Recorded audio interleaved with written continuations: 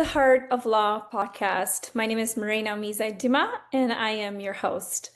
I am so excited for today's episode because, again, I have a very special guest, and I am very thoughtful about who I want to have next and what kind of conversation and rabbit hole I want to go down because it's so relevant to what I do as a professional, but I also see how it's relevant to the community at large as I network and hear from different professionals in the legal space about relevant topics. And I thought today's guest and topics we're going to cover are so relevant. Everybody has a lot of questions. And without any further ado, I have Lynda Shely, who is an Arizona partner at Rosing Pott Strobin Law Firm, where she provides legal ethics and alternative business structure law firm regulatory advice to lawyers and law firms. Lynda was the 2020-2023 chair of the ABA Standing Committee of Ethics and Professional Responsibility, and Arizona delegate in the ABA House of Delegates, and currently volunteering with several other groups involved in legal ethics matters. Lynda, before joining RPS, she had her own solo practice for 21 years. Prior to opening her own firm, she was the director of lawyer ethics for the State Bar of Arizona. She has received many awards. This is a very accomplished woman, a very powerful woman, very intelligent woman, I have the pleasure to know. And she was the director of lawyers ethics for the state of the Bar of Arizona. She received 2 Maricopa County Bar Association Member of the Year Award. She also received the 2023 Maricopa County Bar Hall of Fame and the 2024 Arizona Women Lawyers Association Sarah Herring Soren Award. Lynda, thank you so much for being on my podcast for a second time to educate and update the legal community on the alternative business structure, since this has been a very hot topic for several years now. So thank you for being here. Thanks for having me again. It's a delight to be with you. Amazing. Well, let's get straight to it. I have a lot of questions, and hopefully we'll be able to address what's front of mind for a lot of people that know the this Arizona ABS opportunity, but maybe even talk to the audience who doesn't know about it, who didn't really jump on that wave right away. So let's maybe start from the basics. For those who don't know, what is an alternative business structure and how does it work? So an alternative business structure law firm, or an ABS law firm, is one that has some non-lawyer ownership.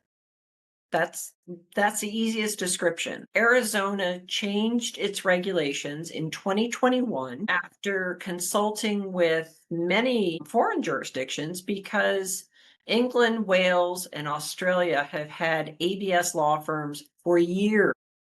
And actually, the England and Wales bar associations there have indicated that now when new law firms register, because new law firms always have to register with them, more than half of the new law firms are all ABS law firms.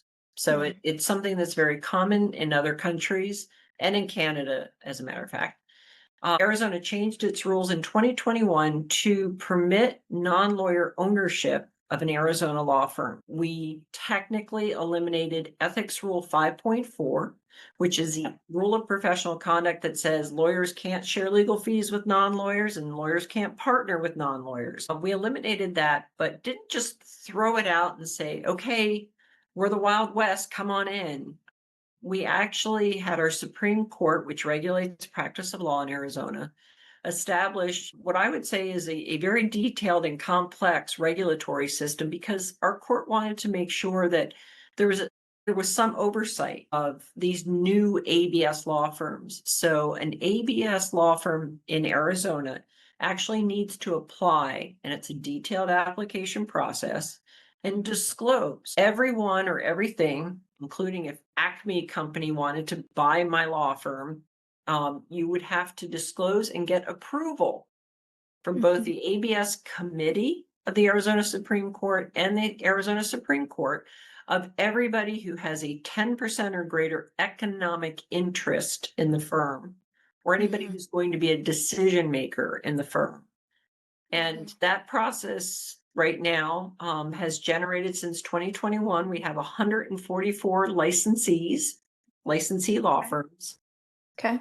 And I say we because I currently serve on the Arizona Supreme Court's ABS committee. So I'll give you just the official lawyer disclaimer. I'm not speaking for Yep. the court. I'm not speaking for the ABS committee. I'm Right. just speaking as Lynda Shely. Yeah.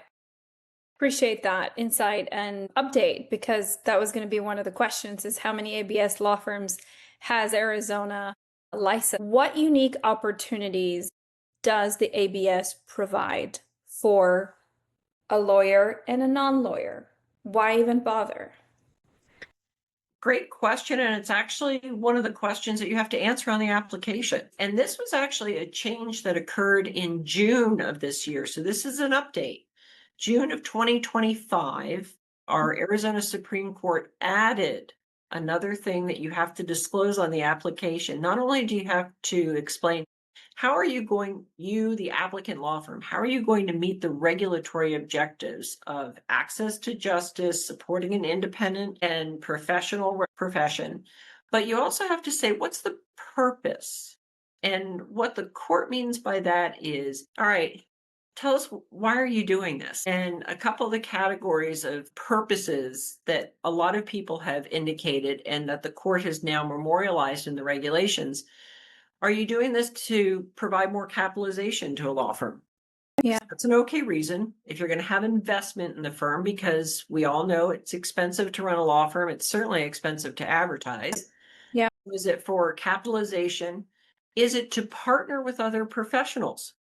We have some ABSs that have other professionals like patent agents or accountants or sociologists or social workers as their financial planners so that the lawyer and the other professional are working together collaboratively to provide services to clients. One of the other purposes that we've Mhm. seen is, are you doing this so that your kids who aren't lawyers or your spouse who isn't a lawyer can have some ownership in the firm, some Mhm. legacy planning? Or is it because you've had the same firm administrator for 20 years and this person basically runs the firm and you'd like them to be able to say, I've got some skin in the game, I've got some ownership. So we've Yeah. seen several actually of our licensees are providing some type of benefit to their employees. We even have a couple that have created ESOPs so that Mm. some of their individual employees can actually buy ownership into the firm. Interesting. Arizona has faced a lot of criticism over this because you guys were, you know, the first ones to break ground, so to speak. Tell me about that criticism and how that has evolved over the last few years. Has any of it, like meaning the criticism that's come towards you, has any of that been validated or invalidated by sort of the real life examples of the ABS structures that are active today? Let me say my personal view, having spoken to many groups and bar associations around the country about this, I would say a lot of the criticism comes from not really understanding what Arizona is doing Hmm. and some concern. Lawyers are not embracing change as quickly as maybe some other professions. We're Okay. good with the status quo, right? It's been working for a couple hundred years. Yeah. And so I think lawyers are concerned about any change. And I would say probably the biggest concern articulated from folks who are not familiar with the program is that you evil non-lawyers, you're going to come in and you're going to control my decisions. And they analogized, when we first started this, they analogized to the medical profession. Yeah. Insurance companies coming in and saying you can't do certain tests because they're too expensive. Our court was very sensitive to that when they created the program. The ABS committee, which reviews applications as well as renewals, is also very concerned about that. And so we have regulations in place in the program that prohibit non-lawyers from directing the independent professional judgment of the lawyers, which is the language that we have in the rules of professional conduct. And I would say, if anything, in the last 4 years, we have validated that, you know what, this can work. We Mhm. don't have, and I say the system is working, the program is working in Arizona because it is highly regulated. It is more Yeah. regulated than regular traditional law firms. And honestly, a lot of the traditional firms could learn from what we require of the ABS firms. But I think the program is working because we've had everybody points to, oh, there are two ABSs have been disciplined. Yeah, and that's the program working. Mhm. Because if somebody had a concern about an ABS law firm in Arizona, you file a complaint. Just like if somebody has a complaint about a lawyer, they file Yeah. a complaint with a regulatory authority and they investigate it. And if they find that there's merit in that complaint, then they do something about it. And so we have had two compliance lawyers and the ABS law firms that they were associated with disciplined, and they're on probation. And basically what has happened is the system works. They're still operating law firms, and now they have shown that they are addressing the concerns that were raised in the complaints. Okay, are you able to more specifically address like where does an ABS go wrong, right? Was it maybe some people filed because of frenzy? It was just like this, oh, I'm a non-lawyer. I know somebody that's a lawyer. I'm going to figure out how to make this business work. And then they just didn't do the rest, right? Like give some Mhm. specifics where it goes wrong. Great question. They can go wrong if the lawyers allow non-lawyer investors or owners to try to dictate how the Mhm. firm operates. That would be number one. They Yeah. really go wrong if they think that the ABS law firm in Arizona is just going to be a referral service. And I'm going to beat that drum a bunch because Yeah. that is probably the biggest concern that the committee has when we talk to renewal licensees, when they come up for their 2-year renewal. And that was Yeah. another change, by the way. We now have every two Yeah. years you have to come before the committee instead of every year. Yeah. An ABS law firm is a law firm. It needs to actually practice law. It is not a referral service.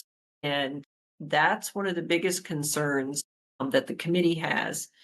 And then even in an operating ABS law firm that's practicing law, still being very careful about how you're doing client intake and having appropriate communication with the clients, and not having, in the case of one of the ABSs that was disciplined, an office manager who was signing clients. Can't do that in Arizona. You have to have Okay. clients actually speaking with a lawyer or having at least the opportunity to speak with a lawyer about the scope of representation and the fees. So, and a lot of people also who aren't familiar with the program think, oh, you've allowed KPMG and other accounting firms to come in and now they're practicing law. No, Yeah. they're not practicing law. Arizona lawyers are practicing law in the law firm. We did not change the rules and permit non-lawyers to just start practicing law. Right. So I would say those are the biggest ways that ABS law firms could Go stub their wrong. toe and end up in discipline. So obviously you have seen and sat in a lot of hearings, right, in the committee. What do you typically hear? Who are the non-lawyers? What kind of value are they trying to add? Everything. We still see private equity. We see ancillary businesses that are looking to invest in a law firm. We've seen legacy applications where somebody is making their office manager in one family law firm in Tucson. They've had the same office manager for 20 years and they wanted to make her an owner. We have seen technologists a lot, and that's one of the exciting areas where we're seeing people who have expertise in technology, whether it's generative AI or just simply online systems that can make firms and lawyers more efficient. That's an exciting area in a number of practice areas, not Mhm. just in personal injury or mass tort, but in estate planning, in family law, in immigration, in IP. We're seeing a lot of technologists come in as partners because they've got some great ideas. And anytime we can make lawyers more efficient, that's a wonderful thing because we're not necessarily the most efficient folks. Yeah. And so again, to just understand some of the fundamentals, the idea is to help, you are establishing an ABS so that you can help people, residents of Arizona, not necessarily be a bridge to intake clients from all over the country and refer them out without ever doing any work in the Arizona firm. Is that accurate? Correct. Yeah, Okay. absolutely.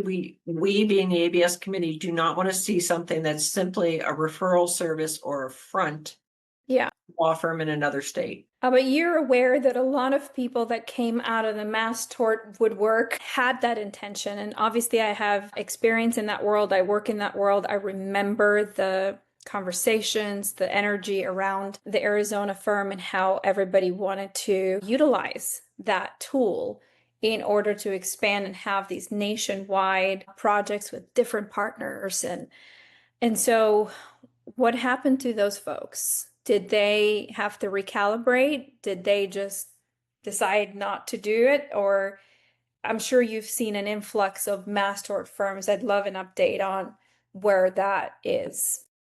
We're still seeing applications, Okay. for mass tort firms. We're still seeing applications with a lot of private equity or litigation funding companies interested in owning a law firm. I think if anything, they've recalibrated understanding Yeah. that we were serious when we said we expected to see the Arizona lawyer practicing law and that the firm has to hire Arizona lawyers.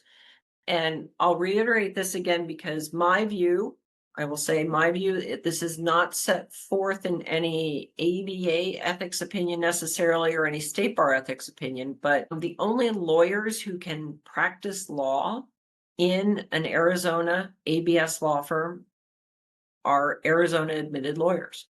Not really because we care in Arizona, but because no other state bar will permit their lawyers Right. to be employed by an ABS.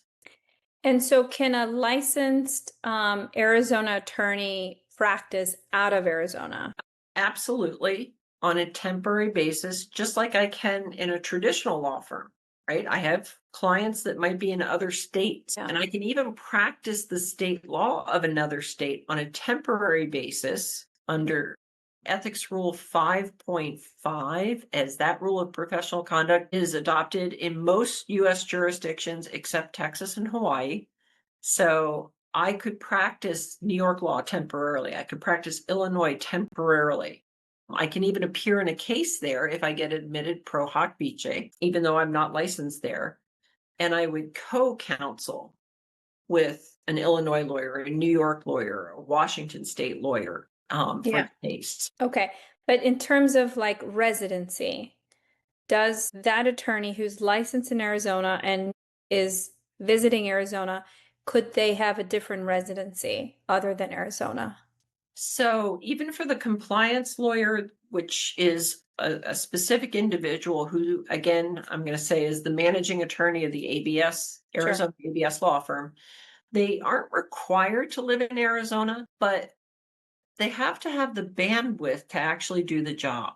So not only do they have to meet the criteria in the regulatory code about who can even apply to be a compliance lawyer, so they have to have some experience in managing a law firm. They can't just be a recent graduate from law school.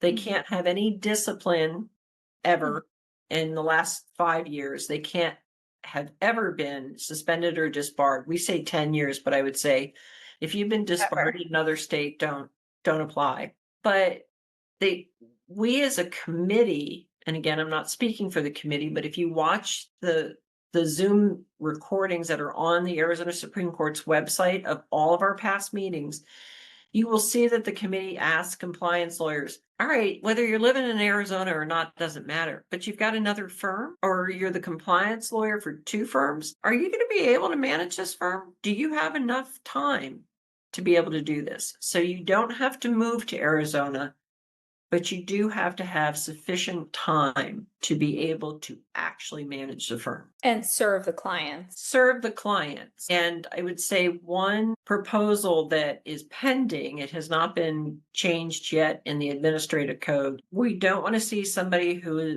is going to be the compliance lawyer for 4, 5, 6, 7 firms. That is not going to work. Yeah, yeah, understood.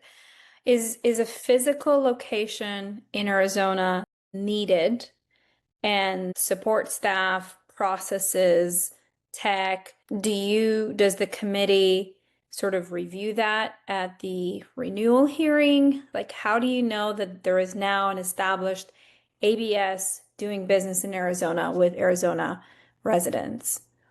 Yeah, I would say a brick and mortar office is not required Okay. of an ABS law firm. I mean, frankly, my firm for 21 years was virtual. So I Yeah. hope it's not required. We don't require a physical office, but you are, Marina, you're absolutely correct that on renewal, at that 2-year renewal, when you come before the committee, we're going to say, all right, how many Arizona clients have you represented? How Mhm. many clients overall have you represented? How many lawyers are you employing? How many staff are you employing? And in this day and age, I would say you don't have to show that your staff are physically in Arizona. The Yeah. more that it looks like you don't have any connection to Arizona, the more that the committee and the court might question whether you actually are an Arizona law firm, Yeah. but you physically have to be there all the time. Yeah. Understood. So, a little bit more on the renewal process, because some rules have changed, as you indicated, some things have changed, some fees have changed.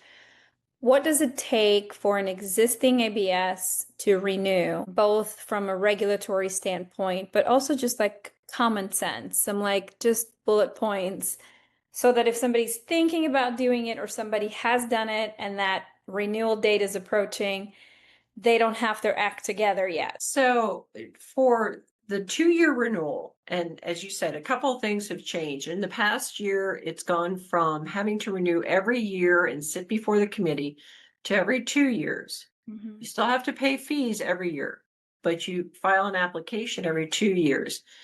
In June of 2025, the court increased the filing fees and the renewal fees. So those changes have gone into effect. Those are all online. You can see how much those are. And the reason that they're increasing those fees is because the program is supposed to be self-sustaining so that Yeah, lawyers in traditional firms aren't having to subsidize it. yeah, And also, so hopefully they can hire more staff to yeah, process things more quickly. For a renewal application, and this gets a little bit complicated because as lawyers, we're kind of used to, I know in Arizona, I have to pay my bar dues every January by January 31st. I know in DC, I have to pay my bar dues by the end of June of every year. Fortunately, ABS law firms have rolling renewals. So if, for instance, your ABS was licensed on September 24th of 2023, your renewal is due no later than September 24th of 2025. So yeah, it's 2 years from the date when you're actually licensed.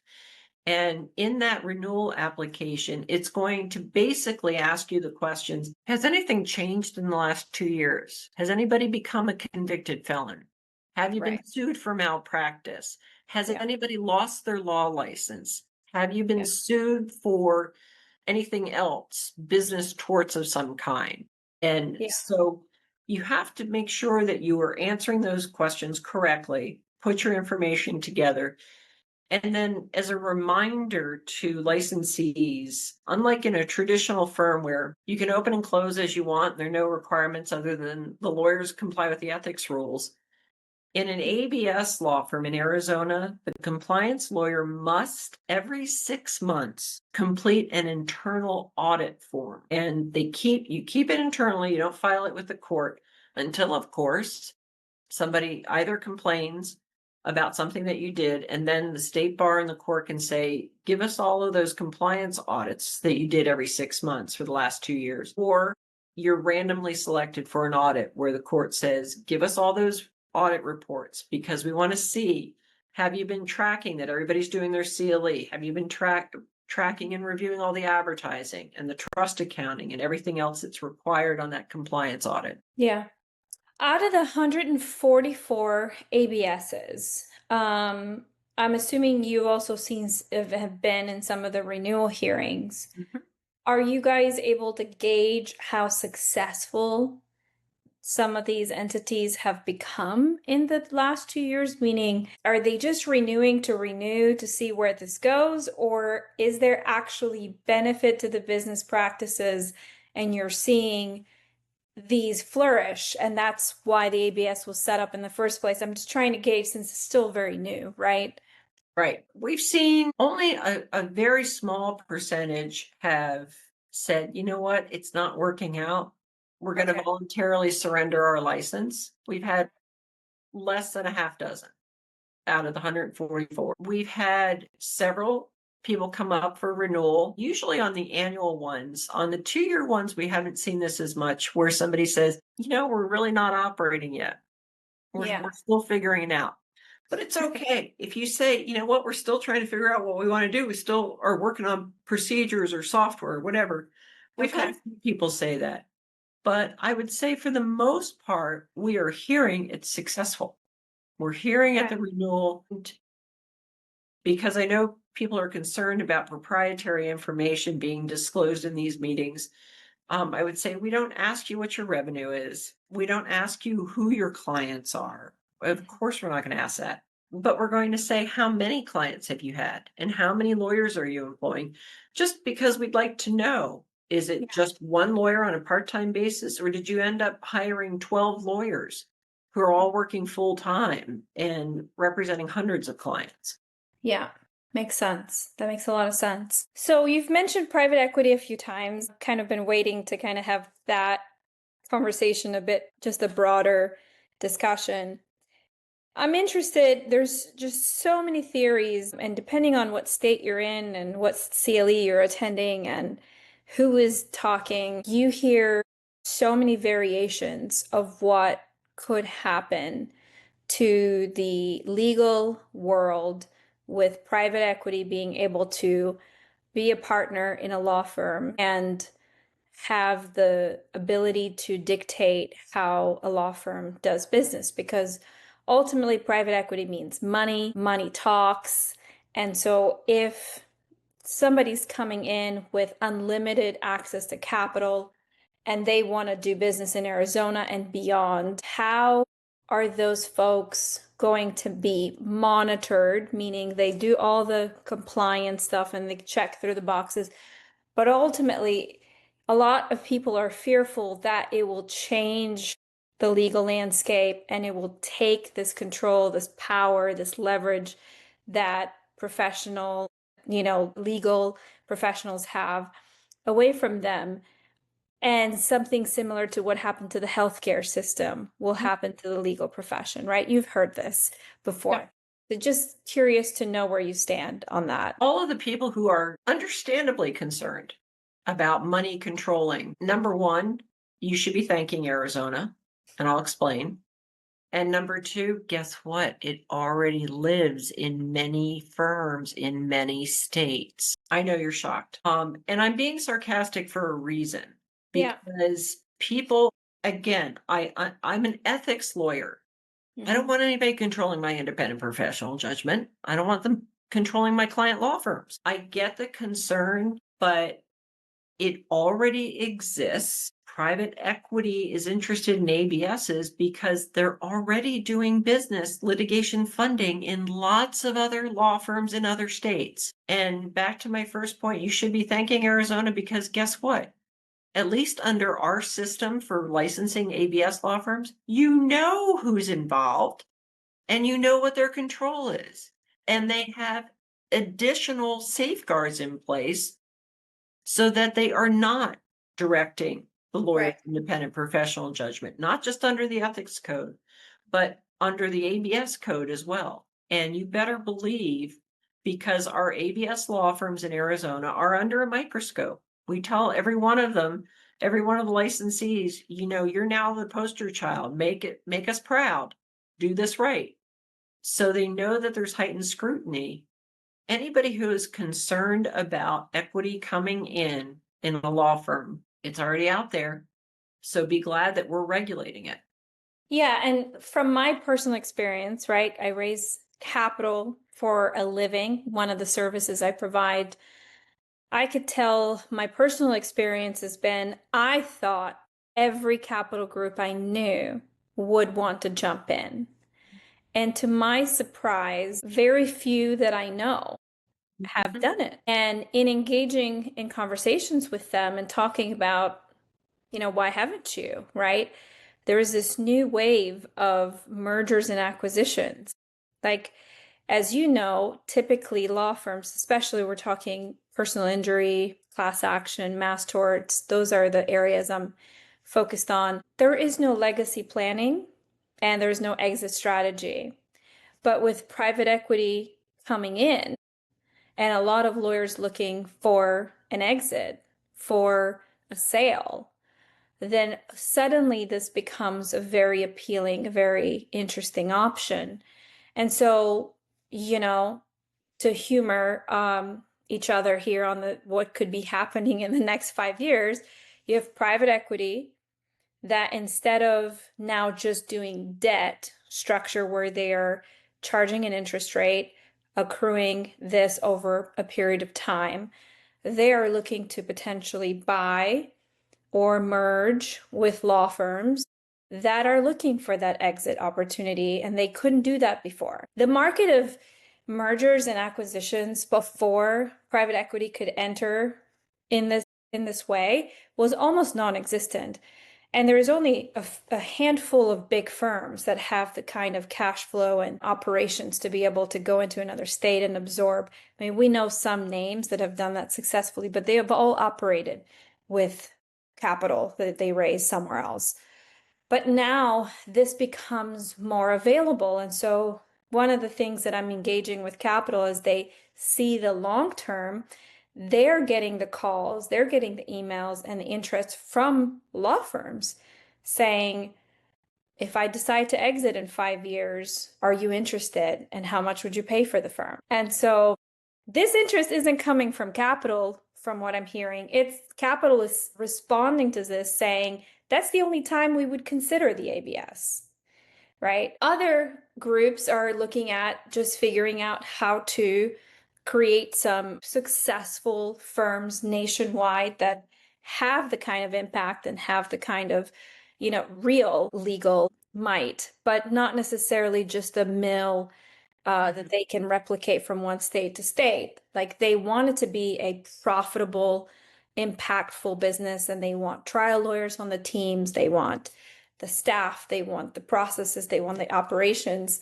So as I sit here and look at the next 5 years, I do think that private equity coming in would have to, one, make sure it's a worthy investment and that both lawyers and them can coexist because they need the lawyers to do the work to get the results. It's not the same as healthcare. We need trial lawyers in the courtroom. And at the same time, it provides some leverage and opportunity for both sides to be able to do things with more resources because as we know, traditional lending is very limited to the legal profession. So those are some of my thoughts. Curious to know what you think about how the next 5 years or 10 years will look like. And then we can segue and see what other states are getting this or not getting it, where you see opportunity to expand the ABS further. I wish I had a crystal ball. That would be fun to be able to know what's going to happen. I think it's evolving. We're learning as we go what works and what doesn't work. I'm still seeing interest by private equity. We're still seeing mass tort and personal injury firms applying to be Yeah. ABS law firms. I would say, just as an aside, I think I'm seeing more interest from technologists and again, cautioning people that generative AI might be able to create forms, but you're not going to get licensed to have it do that in Arizona. So I think we'll see this expanding because of the sensitivities to lawyers not being directed by equity. We'll see different changes to our code that regulates ABS law firms to reinforce that. But Yeah. again, I look at the fact that in 4 years, we've only had 2 discipline cases. That's a pretty good track record. It is. I think so. I mean, I didn't know that until this podcast, but that's pretty good. So let's talk about other states, right? I have gotten calls where people are saying we need to do something about California. California is taking a stance that they will not allow lawyers and non-lawyers to partner together. And of course, you're aware of other states that have started some of their efforts to bring the ABS opportunity. What are you hearing? What's going on in the rest of the country with regard to this topic? Briefly on California, California has legislation pending that would prohibit California lawyers from co-counseling with a lawyer admitted in another jurisdiction if that lawyer has non-lawyer partners. And my personal view, not my firm's, not the ABS committees, not the Arizona Supreme Court, but my personal view is shame on you, California PI lawyers, because you've mischaracterized the legislation as being consumer protection, when in fact what you're doing, if this were to pass, is to harm California consumers of legal services. So shame on you for that. I also think because it's incredibly anti-competitive. You're just trying to block out-of-state lawyers from coming in and co-counseling with your lawyers. And by the way, it's not just Arizona. How are you going to find out which DC lawyers have non-lawyer partners? Or which law firms have UK offices with non-lawyers? I think it violates several constitutional provisions, including the Commerce Clause and full faith and credit, but we won't go there. I am hopeful that California will realize that they're going to harm their own consumers if they pass that legislation, because it's generated, again, I think, by a fear factor. Mm-hmm. On the positive side, there are other jurisdictions that are looking at ABS pilot programs. Washington State's beginning their ABS pilot project, and it will have limited non-lawyer ownership interests. So as I understand it, a non-lawyer cannot own 100% of one of the law firms that they approve, because they will have an approval process. And similarly, in Puerto Rico, Puerto Rico just adopted, starting in 2026, a program, and it's interesting because they're just beginning the process. They have not established whether it's going to be a licensing process. They will have to have less than 49% ownership, and non-lawyers have to have less than 49% ownership interest in the firm. Yeah. But they really haven't established how are they going to regulate that? How are they going to track it? Yeah. And Puerto Rico obviously has seen an influx of a lot of attorneys from the US, and I'm assuming they're the reason why this is also coming to the surface in terms of an opportunity. Is that right? Is that what you're seeing? Yes. Yeah. But I assume if Arizona is the first state to do it and can demonstrate how to do it correctly, then it's something other jurisdictions can replicate and make sure that they're doing it correctly. What about Utah? Is Utah pursuing it? Utah has kind of geared back on their program a bit, and they're limiting the participants that they have in their regulatory sandbox. My understanding is that they have asked any of the immigration practices to consider other alternatives because they are cutting back on that. And, you know, this is all a giant experiment, right? And there are different ways to do this. And I'm certainly not here saying Arizona is the best way, the great way. If anything, we overregulated because of our concerns. Utah is a completely different type of program, because Utah, it was permitting sandbox participants who are non-lawyers to practice law. Yeah. In certain parameters and with certain safeguards in place.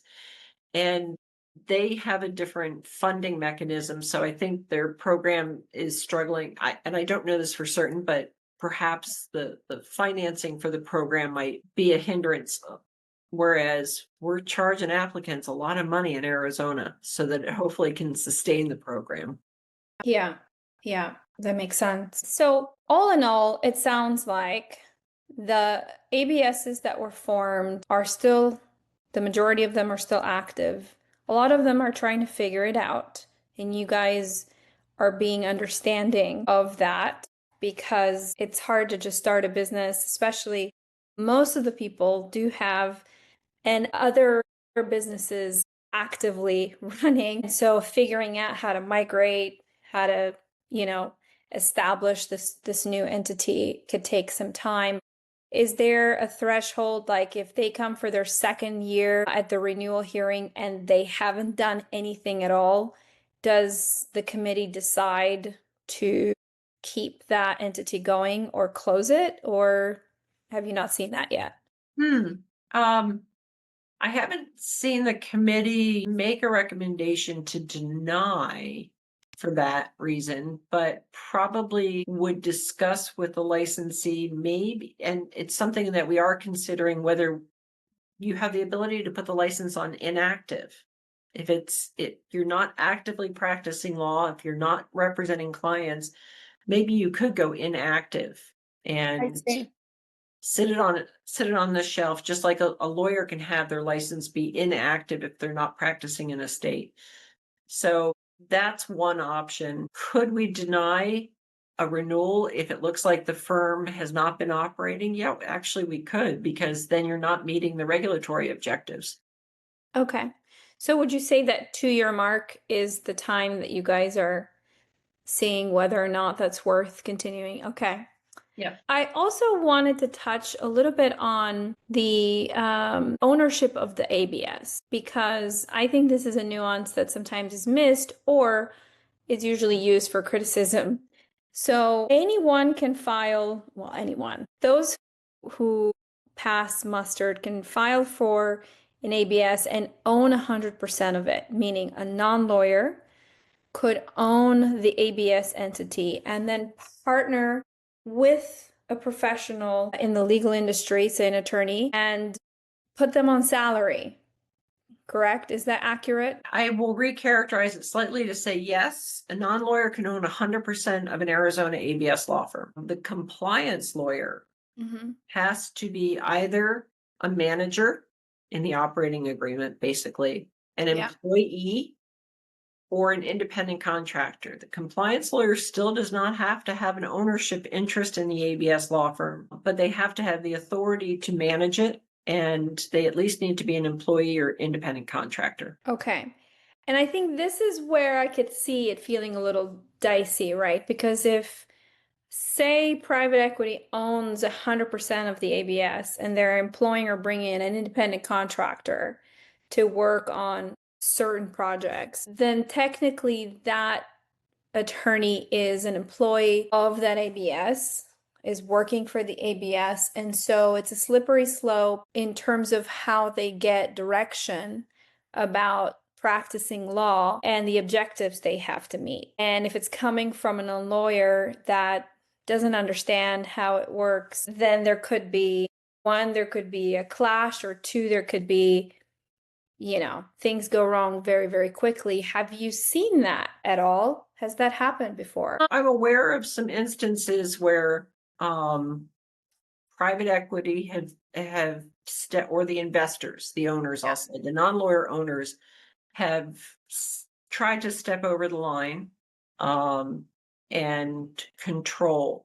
And that's why the ABS regulations require that the compliance lawyer actually have some experience in managing a law firm, because the point is having a lawyer who can stand up to whoever the owner is and say, no, you're not going to tell me how many depositions I can take. I'm going to have to work that out with the client. Mhm. And no, you're not going to tell me how quickly or that I have to settle a case. Dear God, you can't tell me that. Mhm. That's up to the client to decide that with my advice as a lawyer. Yeah. But, we live in the real world and, not everybody has the most, pure intentions.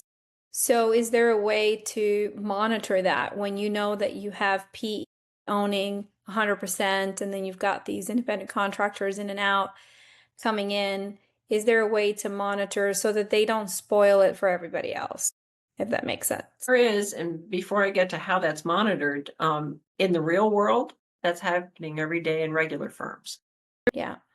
because as far as I know, all for-profit firms are working for profit. So whether it's an associate who's being told you have to bill 2,100 hours a year and pads their bills just to make their time, or whether it's partners, equity partners in a law firm bringing in clients that might cause a conflict because they have to bring in more work.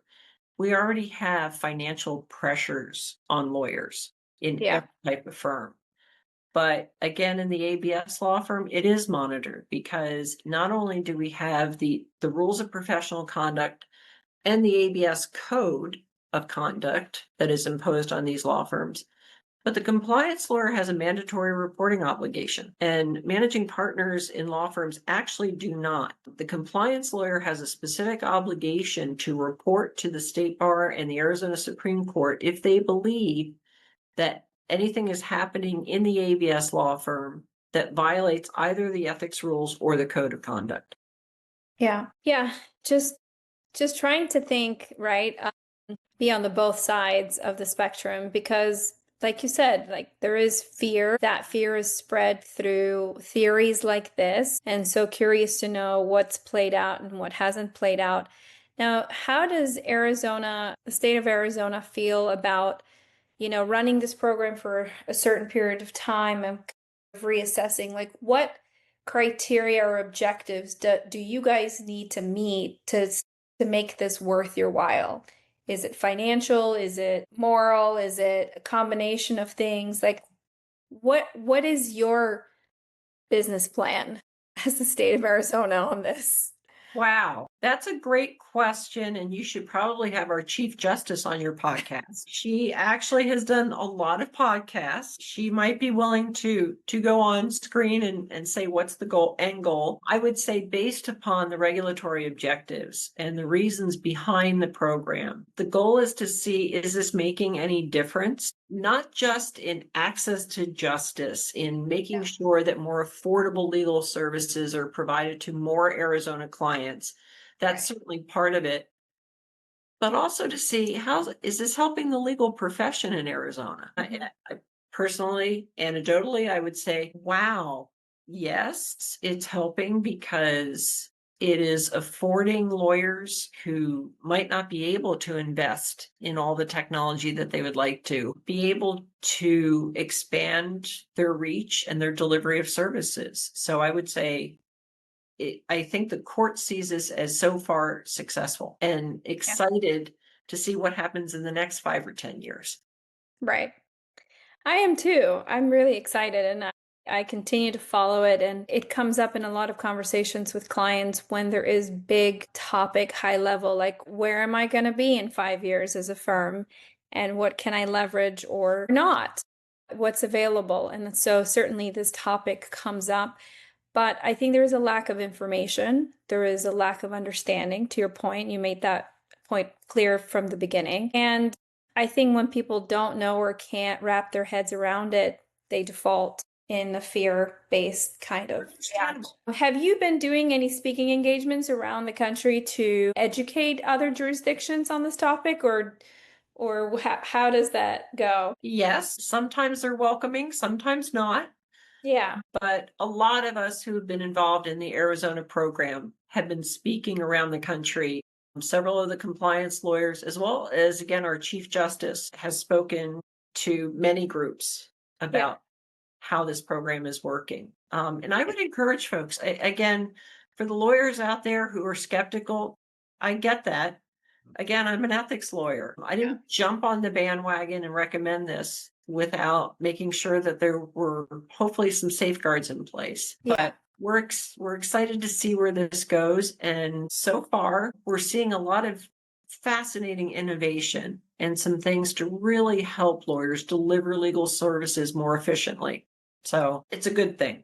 Yeah, between the ABS, AI, and private equity, I think the next 5 years are going to be very interesting to watch. So I think the more you're involved and the more you know, the better for you. Also, Lynda can tell you, I can see the older generation of attorneys and law firms begin to panic because they understand that that hump may be very difficult to overcome. And so, therefore, I hear the exit strategy, the merger acquisition topic almost on a weekly basis, which very few firms, I'm sorry, very few trial lawyer organizations around the country, even capital conferences I've attended, haven't even begun to like scrape the surface of what that's going to look like. But the interest is there because if they can't compete,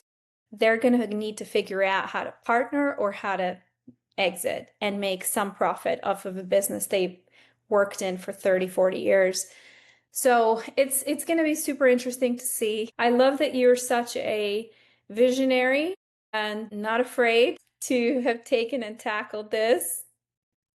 There's some fear still there, but I'm excited to see the development Yeah. and again, change. I mean, who could have guessed generative AI was going to be taking over our world 10 years ago? That just wasn't even on the horizon. So who knows what the next 5 years brings, but I would just ask your viewers to keep an open mind, Yeah. watch some of the committee meetings that are online and see how it's working. Yeah. Great advice. Very appreciative for you being back on the podcast. And maybe we'll do a series where every year we're giving some updates because I know there's a lot of interest on this topic. Thank you again. And I can't wait to see how Arizona does in the next few years with this opportunity. Thank you for having me and for giving voice to this issue. My pleasure. Thank you, Lynda. Thanks.